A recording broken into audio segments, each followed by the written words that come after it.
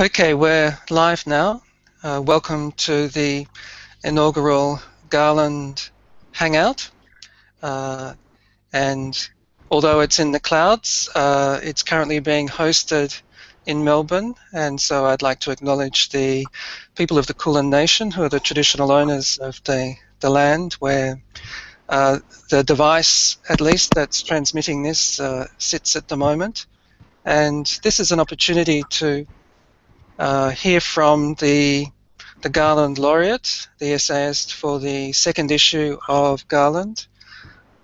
Garland as a platform for telling the stories behind what we make commissions long-form essays to drill down to the meaning, the associations, the history, the world of handmade objects in our region. And so we draw particularly on the writers, their skills and understanding and their empathy in order to be able to do that, to provide a platform for that. So, but as an online magazine, we're not something that appears on people's shelves in bookshops or newsagents, so we're using new means by which to connect.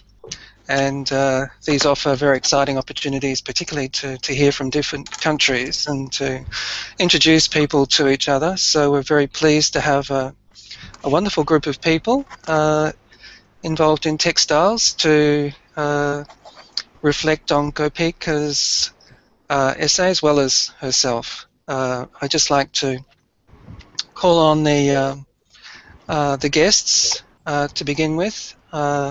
If we could start with you, Eva. Eva Abinga, is that right? Could you introduce yourself, please? Yeah, I'm Eva Abinga, and I'm currently about to exhibit my work in the Next Wave Festival. My project, Arrival of the Raja, has been going for the last 2 years, and it's been a collaboration with skilled Ukrainian embroiderers from the Ukrainian Scouts Trust, and with quilters from the Geelong Patchwork People's Guild, and then also with just the general public, people that have come to the project because they've been interested in it. And it's a homage to the Raja quilt, which I think most of you would know about. So yeah, I'll just leave it at that. Terrific, yes. That seminal quilt that came with the convict ship and is symbolic of the settlement or invasion that began Australia. So it's interesting as a parallel in terms of the understanding of embroidery and history to what Gopika's been writing about. Helen Raymond. Hello. Hello. Helen Raymond, Exhibition Coordinator at RMIT Gallery.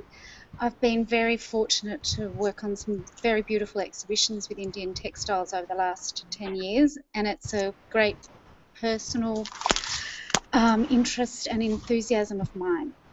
However, I feel a little embarrassed. I'm not an expert, as the rest of the panel is, but I'm very flattered to be invited to hang out with you today. I think you undersell yourself, Helen. You've been quite important in connecting people together, and RMIT Gallery has been a wonderful focal point for bringing people in this world to do with textiles, particularly like Maggie Baxter's recent exhibition and earlier shows with Jocelyn Damages. So it's great to have you. Thank you. Yeah. And I love doing that. I really love bringing artists and people together. It's wonderful. May there be many more. And Julie Ewington, who was our inaugural essayist who wrote about Kirsten Coelho, a wonderful essay. Welcome, Julie. Hi, Kevin. Like Helen, I'm not really an expert on textiles, but I'm a serial enthusiast, so it's a passion or a disease with me. But I was particularly interested when you said you were going to invite Gopika for the second issue, because as luck would have it, I've been collecting Phulkari now for about 30 years. I have 6, I think. My mother got me the first one and gave it to me, I think, in about 1980. So I've followed and taken an interest at a very great and enormously interested to read your essay, Gopika. I think both Julie and Gopika are beginning as first two laureates helping understand what this particular genre is, the long-form essay about the object, and it's very interesting to see the parallels, even though working with very different cultures and different media. Kay Lawrence. Well, I'm a textile practitioner. My main medium has been woven tapestry, and I was the designer for the Parliament House embroidery, which was Parliament House, which was opened in 1988. I'm at present doing an oral history project with the National Library to interview about 23 of the women who took part in the project about the meaning of embroidery in their lives. I'm also really interested in Indian textiles, and I've been to India twice, once in an exhibition that Helen was involved in curating back in, I think, 2010 or 11. 10, was it? Goodness me. But I also learnt cancer a few years ago from a woman called Masuma Akhtar, and I've just become very interested in the practice of embroidery myself, not having really taken it up until now. Mm. And your experience with the Embroiderers Guild in your Parliament House project, I think, is very interesting in terms of how it compares to Gopika's explorations of the Phulkari artists. And Liz Williamson from Sydney, welcome. Thanks, Kevin, and hello, everybody.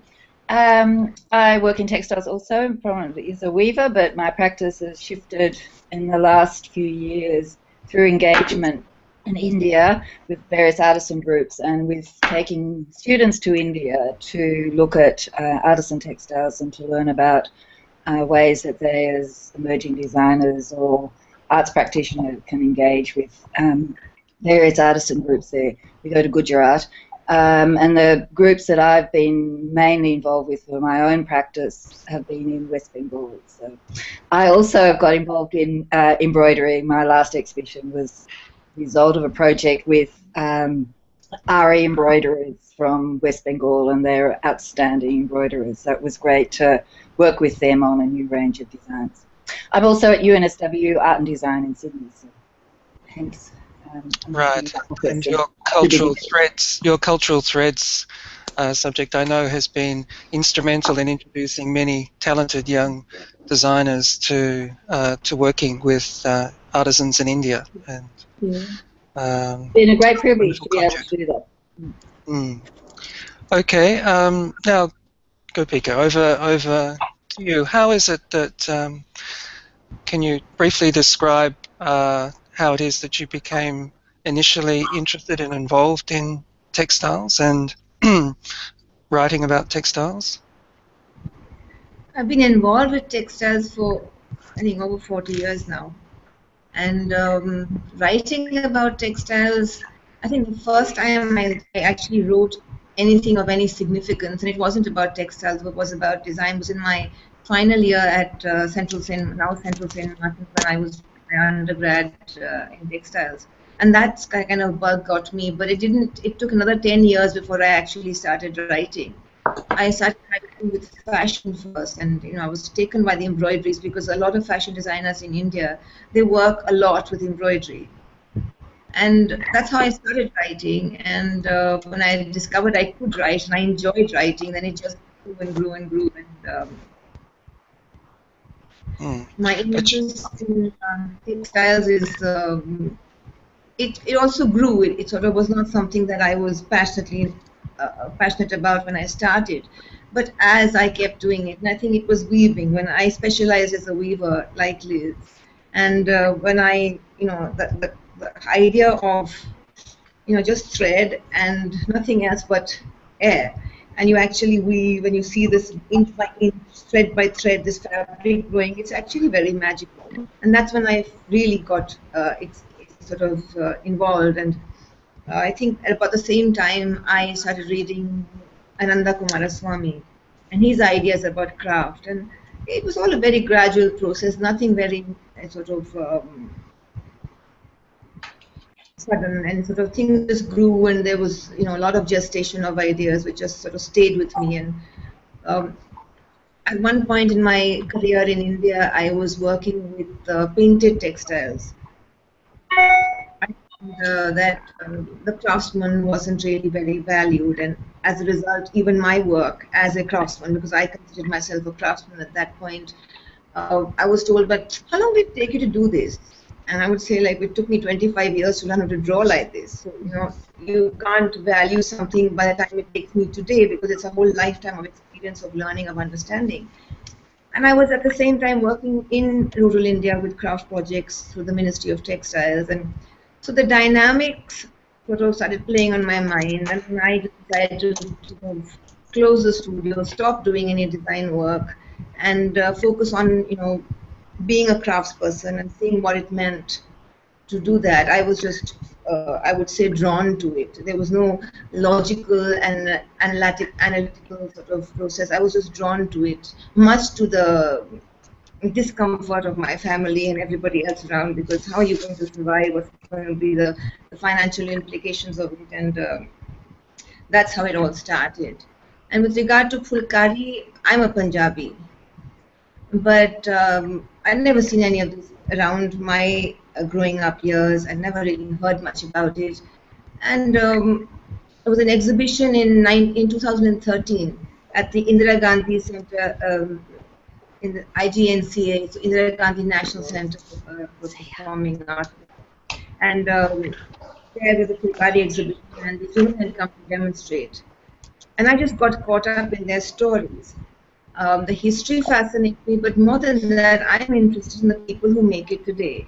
In one sense, they are the historians as well, because they're the ones who can tell us what it was, who did it, how it was done. There's very little documentation about most crafts. It is the craftspeople who are the historians.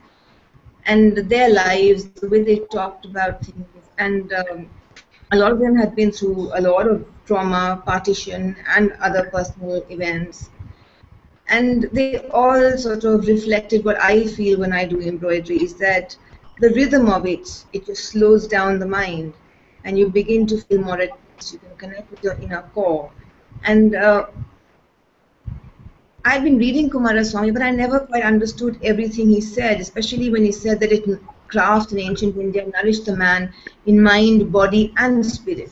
I could understand the mind and the body intellectually, and, you know, you earn through it. But how did it sort of nourish the spirit, or, you know, connect with the spirit? And it was only through doing it and listening to these women and talking to them about my own experience with embroidery and encouraging them to speak about what they felt, that I realized that the spiritual connection actually comes from that inevitable slowing down with the rhythm, which happens with anybody who works in the craft, who uses the hand, where you have to slow down. I think the viewers would understand that too. And I wonder at this point whether it'd be interesting to hear from Julie Ewington, because of the way she approached the work of Kirsten Coelho. Do you find any resonance, even though ceramics is a very different medium to embroidery or textiles? Do you find any resonance in what Gopika is saying? What Gopika is saying does make sense to me, but I'm a writer, and I don't have a making practice at the minute. So what I felt watching, talking to Kirsten in her studio, was very much about a sense of purpose, that when it goes through all that ceaseless turning on the wheel, it's a different movement, but right in the middle of it is something that is very constant, and that completely fascinated me. So that's why I took the idea of stillness. Of course, the vessels are still in the end. They don't move like textiles when textiles are worn. That doesn't happen, or even when the wind will move textiles. One of the most wonderful things about fabric is that it will move. But still, there's something you're saying, Gopika, about that repetition, the meditativeness, and I have some memory from making things that makes me think this is a very valuable thing in life, not in terms only of what is made, but the experience of this for the makers. If I may just intercede at this point, you say that you're a writer and so you do not know the making. I am also a writer, and I find that same stillness when I write. It's when I get into the words and I have to think. Well, writing is making. There's no doubt about that. But sometimes it does feel curiously insubstantial, you know, even though one is wedded to one's laptop. It's just I suppose I love cooking, and it's a long time since I've made anything with textiles. One has an enormous sense of achievement. You said something about magic, Helen, I think. Was it Helen? About Eva. Who said that as you weave, you said it's magic and it comes out in front of you? I think that's a wonderful. It's a wonderful truth expressed there. With the writing, it sometimes seems to me a miracle that anything happens at all. But there you are. One of the themes that you write about, Gopika, or at least one of the things that your writing confronts, is the sense in which something like Phulkari today is more something which is a matter of necessity in terms of livelihood than something which might be done for its own sake or for sacred or other purposes. Do you think there's still something that survives of the tradition of Phulkari when it becomes mere necessity? I think the fact that it is a necessity today is a blessing, because it allows the craft to continue. And I think the sacredness is sustained even though there's no awareness of it, or not enough awareness of it, in the very act of making. Because if it connects you with the spirit of being, that in itself makes it sacred. And I think that once enough of it is done, and enough sort of people become interested in it, it will acquire another dimension of sacredness in which it becomes used in rituals. And it is still used in rituals in some places. Like I have mentioned in the essay, a friend of mine, in her wedding, she had, and I think there are a lot of people who do that. And a lot of Punjabis, especially the Sikh community, they are very keen to bring back these little gestures and rituals into their daily life. And I think once that becomes popular or something, it acquires that sacred element. I'm sorry. Okay. Yes. I wonder now if we might look to the social dimension of embroidery, and Kay in Adelaide, your experience working with the Embroiderers Guild, and where embroidery may not necessarily be something of necessity, it's not necessarily a livelihood, but certainly people are very passionate about it. How do you compare what Gopika has said to the situation in countries, Western countries like Australia, in the way in which embroidery is understood? I think that the women that I worked with, and there were probably about 500 of them, none of them would describe themselves as professional embroiderers, but in fact many of them had extraordinary skill, and they were absolutely passionate about the making process. And I think, for them, they talk about getting this extraordinary pleasure out of the process of making. They also talk about story, the conversations that you might have with other embroiderers when you're actually making, because they were also making in collaborative contexts as well as on their own. And they would link those two ideas about sort of narrative and the making process. But I think for many of them it shaped their lives. They learnt when they were children. It permeated all their relationships, their family. And for many of these women, it was, they gave their work as gifts rather than, selling it for money or anything like that. It was part of the social relationships, and a very important part. Although some of them, I suppose, talked about the regret that that their families might, just chuck all these embroideries out, after they had died. And I think that is a sad truth about a lot of work that women have made. Were these embroideries demonstrations of technical skill and care, or did they also have stories to tell? Were there ways of inscribing certain stories? Many of them would actually inscribe certain stories, things about their families. There was one embroiderer who embroidered the sort of regimental colours of her father when he was involved in the army in the First World War. So for them, it had, you know, deep sort of family significance. Whereas for others, I think the technical skill was a prime motivator, and they wanted to learn as many different technical skills as they could. So there were, I suppose there were different ways of approaching it.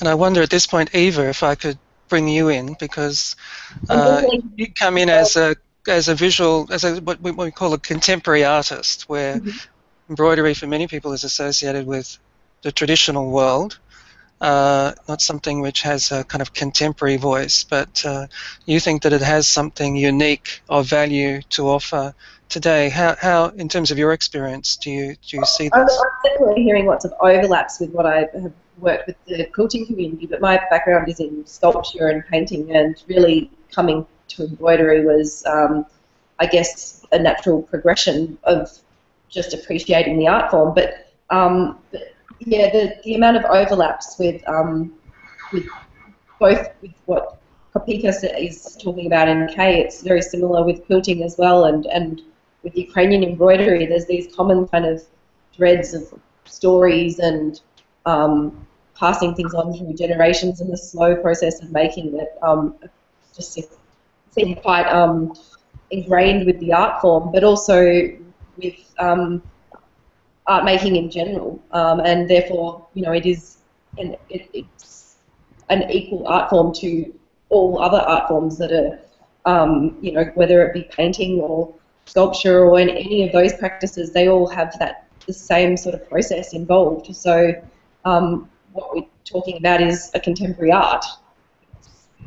And it's interesting in your case because you're going back to early settlement, and embroidery in a country like Australia is very much associated with a certain kind of colonial culture, because needlecraft wasn't something that was part of the indigenous cultures that existed before that. But you seem in your project, the arrival of the Raja quilt, to be quite concerned to reflect that process of settlement in terms of the indigenous culture. Is that right? Yeah, that's right. Yeah, I guess for me it's just been this process of going with intuition, and for me that's very much a process of embroidery, is this kind of trusting intuition and going, I guess, thinking deeply while you're making and slowly, and the forced repetitive nature of what the art form is involves a certain amount of thought process that's slow and that's directly related to connection, and you can't avoid it if you're spending 24 hours a day doing this thing. It's like it's this forced process of thinking deeply, and it is a very internal process that perhaps is difficult to articulate. That's interesting. I wonder, Liz, if there's anything that you would like to introduce at this point as somebody who's been deeply involved in textiles and working with embroiderers increasingly in India. Well, I'd really like to comment on a couple of things in Gopika's article in relation to embroidery, and that's the song that I listened to today, Gopika, for the first time. But the song from the Punjab where the young girls were singing while they were embroidering, and the things that they were referencing. They were concerned about their life and their marriage and going into a foreign land when they got married, being a foreign family. I thought that was fascinating, because that's what comforted them when they were embroidering their song, but also allowed them to think about the future or come to terms with what their future would be.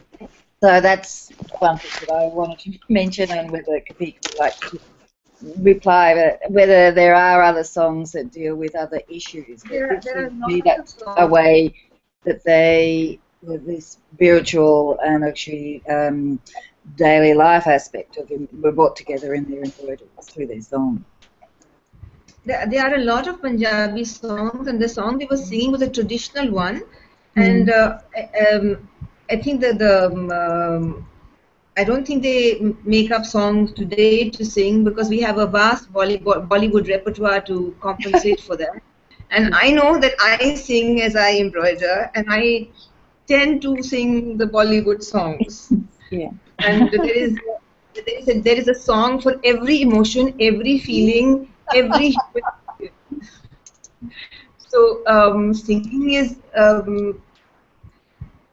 In my essay, you'll find a few more songs. There are a few more songs which I found, and there are lots of them on the net also. But these songs I have referenced from Jasleen Dhamija, who's an authority on the subject.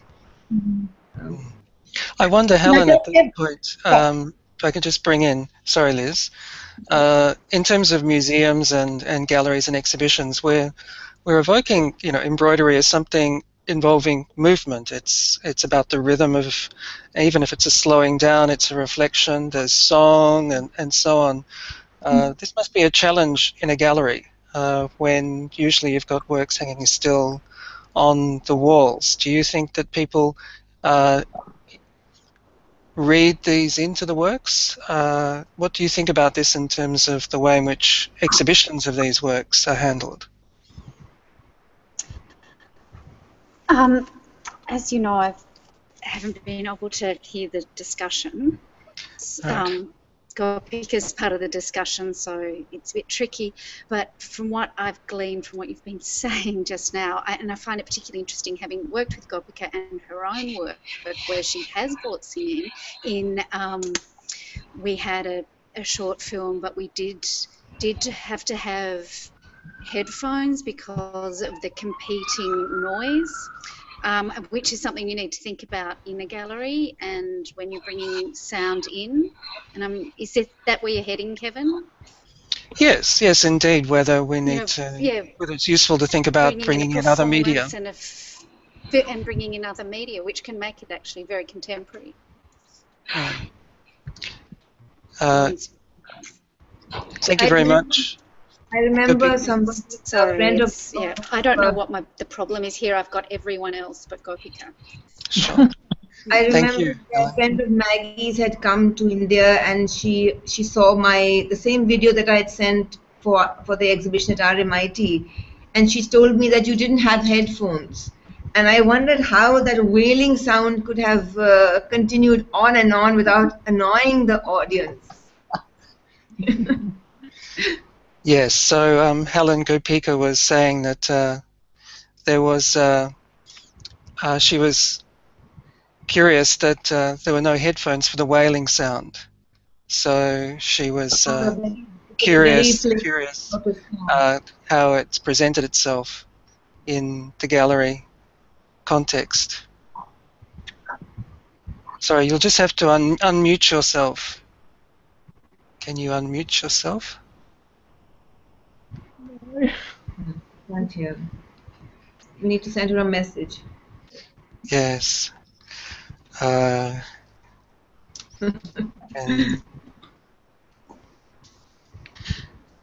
Okay. While we're waiting for Helen to... Can I add something to Yes, Eva?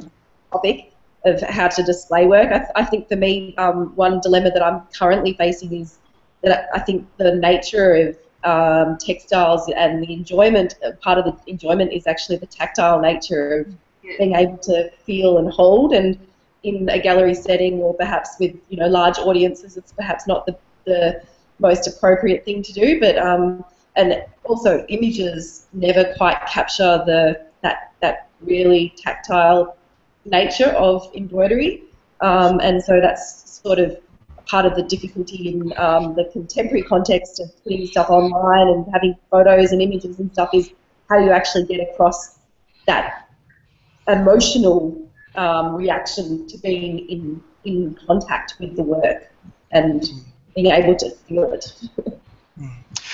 Well, it's very interesting, and I think certainly encourage people to come along and see your show if they're in Melbourne later. But we're coming to an end now, and we've covered some really interesting topics, and I just want to make a space in case there's anyone who had anything final that they wanted to say before we wrap up. Okay, thank you. Interesting conversation, but it's been very short, Kevin, and I think it would have been great if we were able to keep going because you brought together a really interesting and very experienced group of people. So, Gopika, it was nice to meet you or to read your article and to see you just for a short time here today. But I hope it'd be nice to meet in India. Nice to meet you. I just wanted to finish off with one thing, Kevin, is that Julie mentioned that she enjoys cooking and she finds writing. In the ancient sort of realm of crafting, as Kumaraswamy said, and we have this what we call the Shilp Shastra. I mean, there's 64 Shilpas where it was not what you did that make it an art, but how you did it. So it didn't really matter that it was cooking or even kissing, for that matter. So, it was all considered an art and part of the craft. And I think that, with the crafting and the embroidery, like Eva is saying, and Liz is saying, and Kay is saying, it's all about the doing, the making, that's making, all the difference. Thank you, and thank you for your essay, which helps us understand that, because I think writing can play a very important role in opening up what is the thinking and the emotions behind the making of those objects. So thanks very much, Gopika. Thanks, Eva. Thanks, Helen. Thanks, Julie. Thanks, Kay. And thanks, Liz. Thanks, everybody else, for watching. And thanks for supporting Garland magazine. Au revoir. Thank you. Thank you, Kevin.